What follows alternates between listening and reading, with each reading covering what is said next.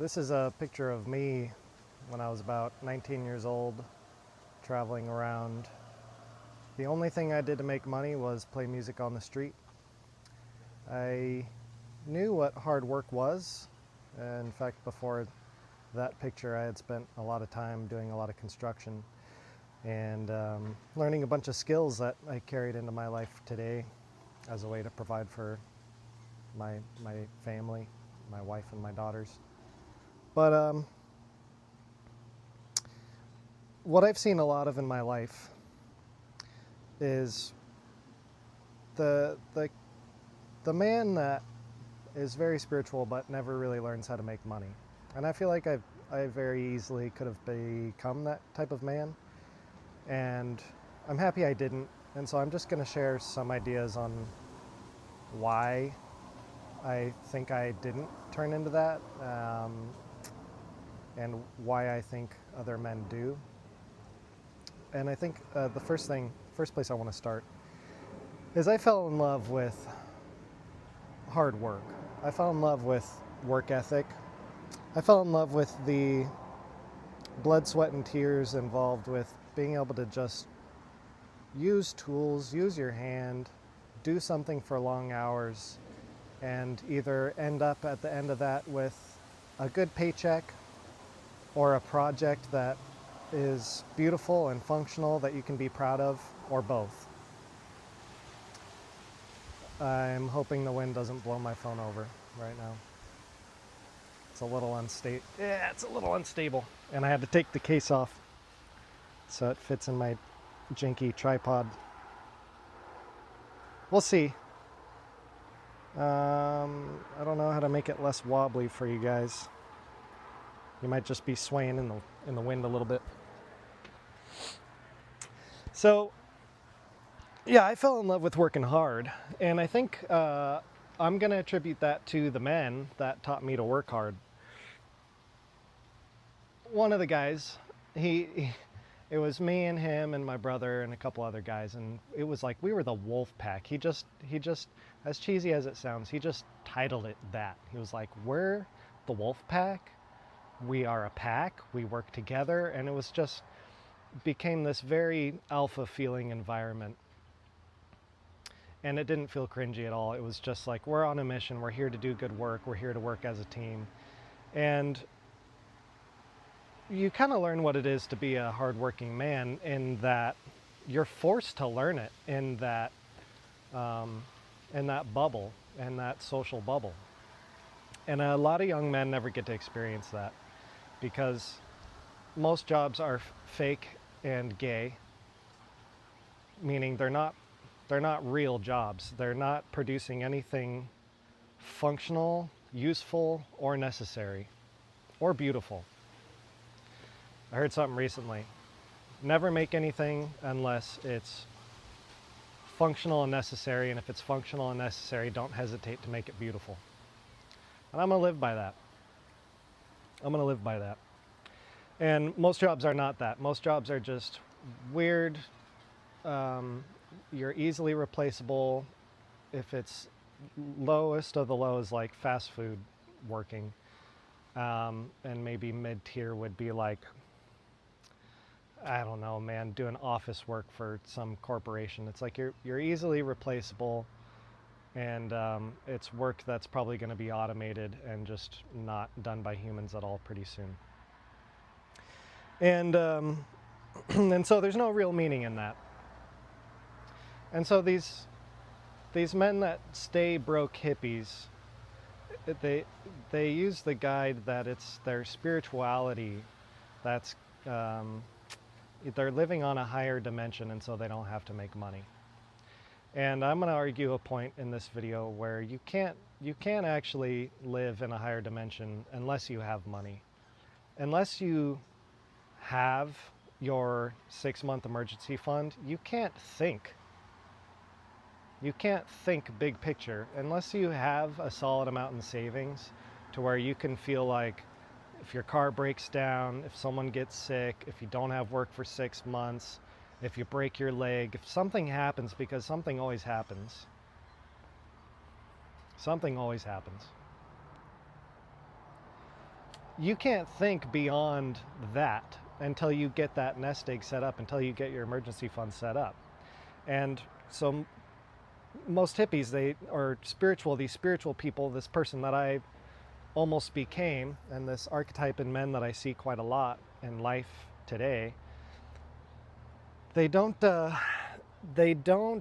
have the ability to think in a higher dimension, or think more spiritually, or think in a way that is on a higher plane, because they're stuck in survival mode. And worse than that, if they're not stuck in survival mode and recognizing that, then they're stuck in self-delusion mode, which is, I don't need money. We all need money. And so the fact is, if you don't have any money, you're more of a slave to money than someone who does have money. Because here's the thing, and I'm just going to read it. The love of money is the root of all evil. The love of money.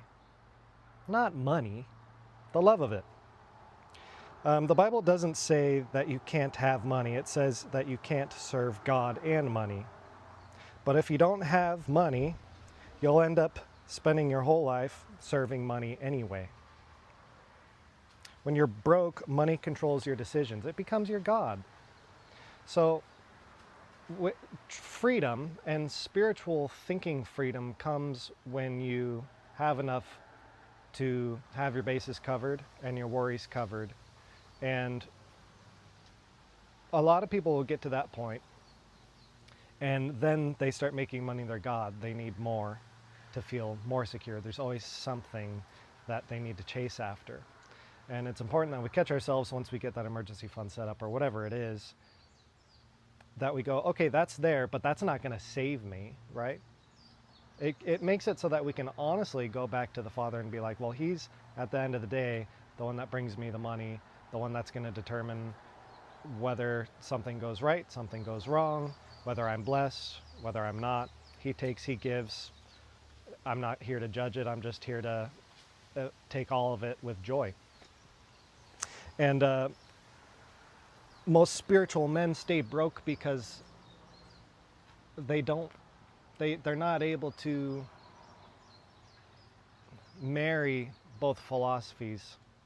Marry the philosophy of providing a great service and learning what that actually looks like, falling in love with what hard work actually looks like, and that love is usually shared through other men, which there's not a lot of great men around, so you have to go find them, and that's hard work as it is. So you have to have some work ethic just to even find someone who can maybe teach you to love hard work, or to teach you to love a craft. And for anybody who might be watching this who's a spiritual guy who maybe doesn't make any money, any guy can go out and learn any trade and make a great amount of money. I do basically all the trades, and I'm able to stay very busy because I can do pretty much all the trades, and I can make a good amount of money doing it because there's not a lot of people that are doing the trades. If I was doing what I'm doing 40 years ago, there's a lot more competition. I wouldn't be able to make as good of a living as I am today doing what I do. I wouldn't, there would be more competition. There's just not as much competition. So right now, in this day and age, if you're someone who's like the hippie spiritual guy, like I am, at my core in a way, picking up a craft and learning the love of the discipline of getting up early and going to a job and providing a good, useful, beautiful, necessary service that the world needs is a great way to make enough money to learn an actual skill and make enough money so that you can think more spiritually. Let's see what other notes I had on this. Yeah, there's a lot of guilt around selling or selling a service, or charging for a product, or charging for a service. And that gets to the deeper root of a spiritual problem that men have, which is a self-worth problem. this is the cool thing about business and finances and learning how to make money, is it's actually going to expose you spiritually. You're going to learn more about yourself spiritually than if you had just stayed someone who never works, never makes money, and wears spiritual garb and thinks they're spiritual and goes to a temple every day and prays. You'll be more exposed to your spiritual self and spiritual principles if you keep your mind open while taking the course of business and making money. Because suddenly these topics of self-worth, self-value, well, who am I to charge something? Who am I to, am I even any good? Am I good enough? And these are things that, one, you can work on, and two, might be lies. They might be true, and then you can work on it, and then you might still have those thoughts and they might be lies. And that's been my experience. It's like, dude, I know I'm so good at so many different things now, I don't ever have to doubt myself, but I do doubt myself. And when I doubt myself, other people doubt me, and then things don't go as well. But I always learn, oh, I don't have to doubt myself. Courage, think, have good morals, treat people the way you'd want to be treated, and it's literally all going to work out. My wife texted me, one sec.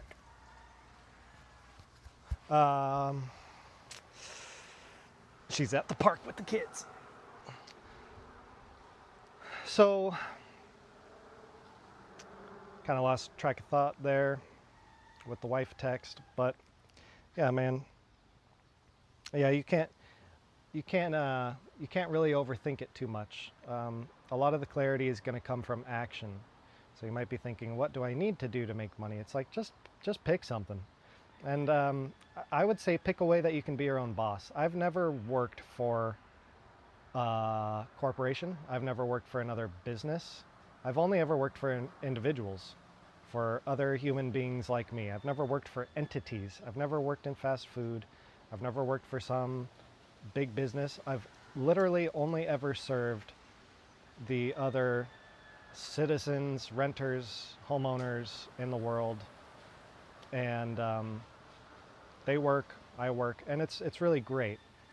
I control my schedule, I control what I do for work, I control what I don't do for work, and there's highs and lows to it, there's benefits and there's drawbacks to it, but if you want freedom in what you do, don't go get a job. And if you want to be able to give yourself a raise, don't go get a job. If you want to be able to explore your own self-worth and self-value and actually grow a skill and get better and build something important, don't go get a job. Pick a skill, learn it, maybe train for a little bit, find somebody that you can work for under the table maybe for a little bit.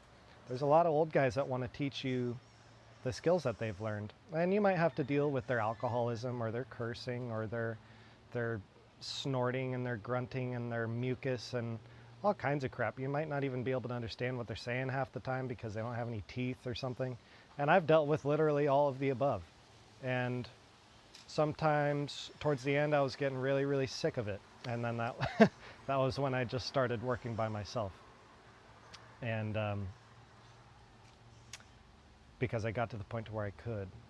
And it doesn't take that long, It took me about 5 years, but I was learning basically everything.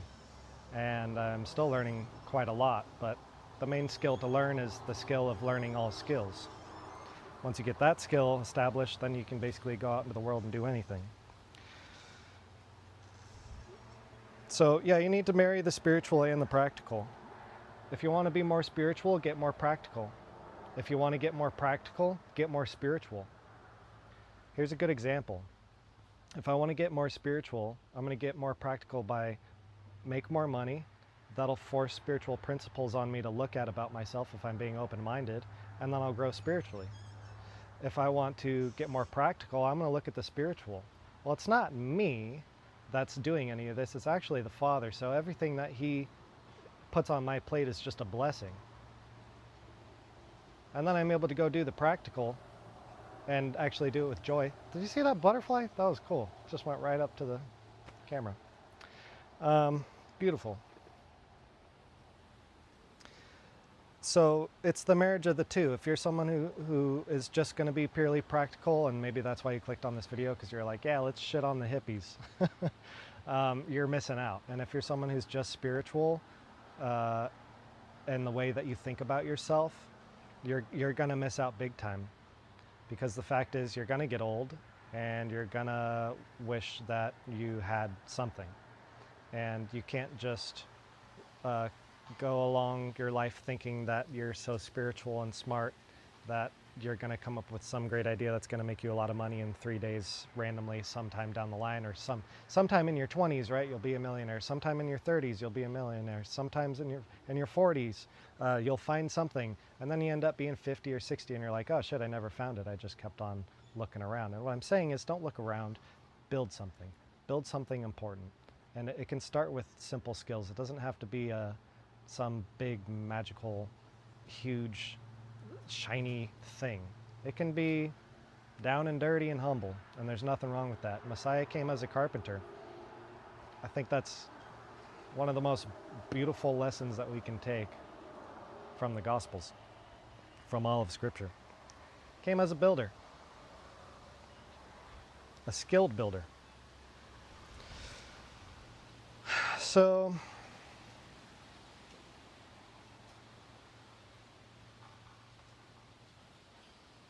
yeah, that's pretty much it. That's all the thoughts that I have. I do have I have a guide that I made, a handyman guide. It basically breaks down every single service that you can learn and make money with. If you're interested in that, I basically teach you how to do exactly what I do. And I live on a beautiful island. I have 3 daughters. I have a wife. We're going on almost 9 years. And I would love to see more men doing in life what I'm doing, because it's so beautiful and it's such a blessing. And yeah, there's a lot of problems with it. There's a lot of hard days, but it's all hard. The grass is never greener. Underneath the grass, it's all shit everywhere you look. So you pick your shit. And I picked mine, and I like it, and I think it's worth sharing. So I'll put that in the description below. It's called a handyman guide, and it'll take you to my landing page that I made. And if you want to buy it, buy it. And if you want to learn. And then there's also like a option for a one-on-one meeting if you want help setting up your business and everything. So, yep. Cheers.